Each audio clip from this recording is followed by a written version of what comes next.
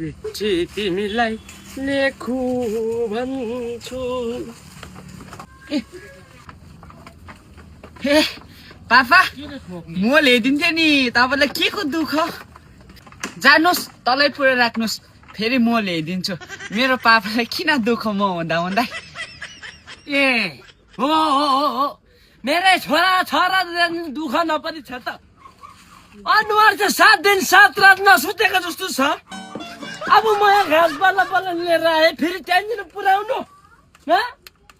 झ्याक्ने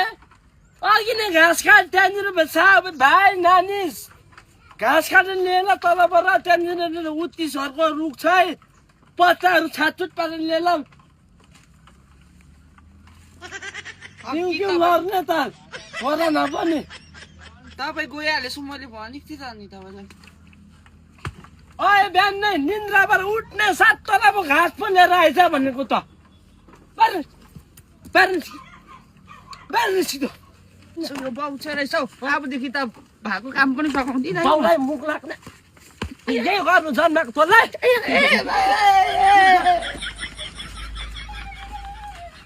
मुख लाग्दो रहेछ मुख लाग्दो रहेछ नआउने बोटको नआउने फल भन्छ नि त्यस्तै टाइपको तो पनि फल मात्रै बोट मात्रै राम्रो फल त के हो कुहेको भयो जन्मे क्या हो